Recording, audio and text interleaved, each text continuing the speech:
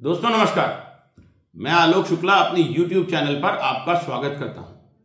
आज मैं आपके समक्ष फिर से लेकर उपस्थित हूं कक्षा 10वीं की हिंदी कविता पर चर्चा के लिए एक और वीडियो। आज हम सुभद्रा कुमारी चौहान की कविता साध पर चर्चा करेंगे।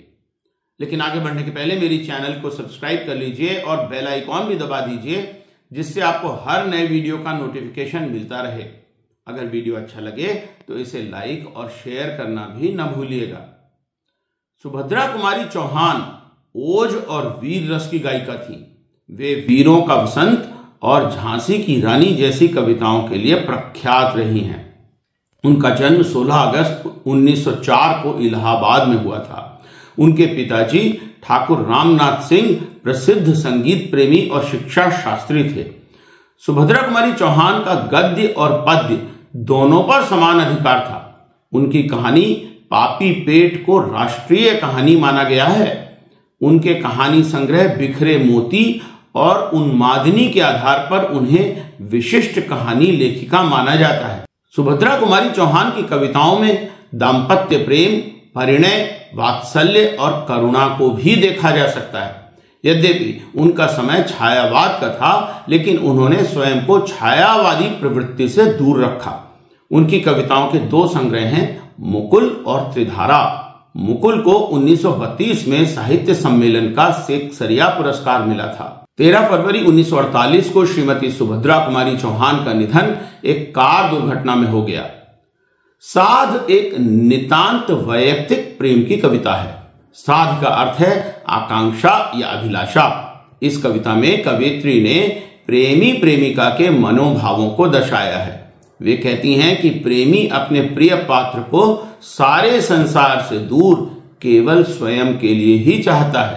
कवयित्री अपनी प्रीतम के साथ शांतिपूर्ण और प्रेममय जीवन जीने की कल्पना कर रही हैं। तो आइए कविता पढ़ते हैं। मृदुल कल्पना के चल पंखों पर हम तुम दोनों आसीन, भूल जगत के कोलाहल को रच लें अपनी सृष्टि नवीन। तो मृदुल का अर्थ है कोमल और चल का अर्थ है चंचल। कवित्री अपने प्रेमी से कह रही हैं कि आओ हम तुम मिलकर कल्पना के पंखों पर सवार होकर एक ऐसे स्थान की ओर चलें जहां इस संसार का सुख दुख कुछ भी न हो और हम अपने लिए एक नव जीवन की रचना कर सकें। आगे है, वितत विजन के शांत प्रांत में कल्लोलिनी नदी के तीर, बनी हुई हो वहीं कहीं पर हम दोनों की पर्ण कुटीर। वितत का अर्थ है विस्तृत, विजन मतलब निर्जन स्थान और कल्लोलिनी का मतलब है कलकल ध्वनि करती हुई। तो कवित्री कल्पना कर रही हैं कि वे अपने प्रेमी के साथ किसी कलकल बहती हुई नदी के किनारे किसी ऐसे शांत और निर्जन स्थान पर एक कुटिया में रहती हैं जो अत्यंत विस्तृत और सुंदर भी है।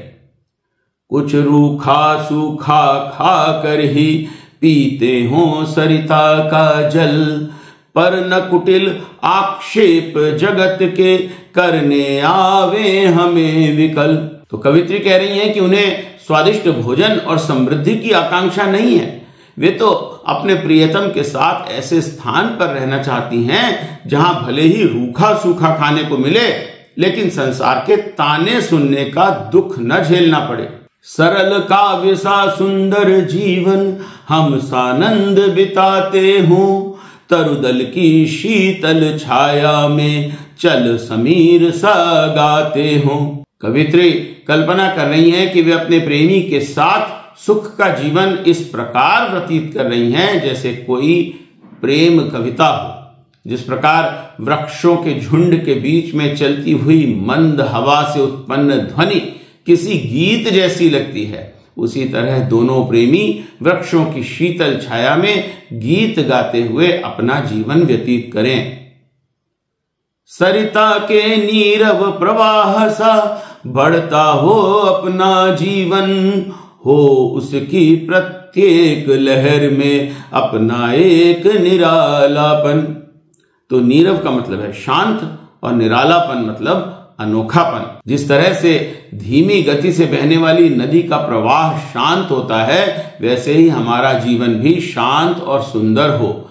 फिर भी नदी की हर लहर की तरह हमारे जीवन का प्रत्येक क्षण भी अनोखा हो। रचे रुचिर रचनाएं जगत में, अमर प्राण भरने वाली, दिश दिश को अपनी लाली से अनुरंजित करने वाली।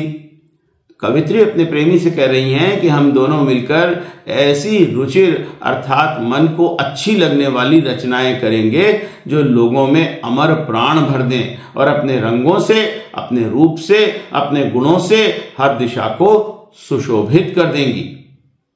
तुम कविता के प्राण बनो, मैं उन प्राणों की आकुलतान, निर्जन वन को मुखरित कर दे प्रिय अपना सम्मोहन गान।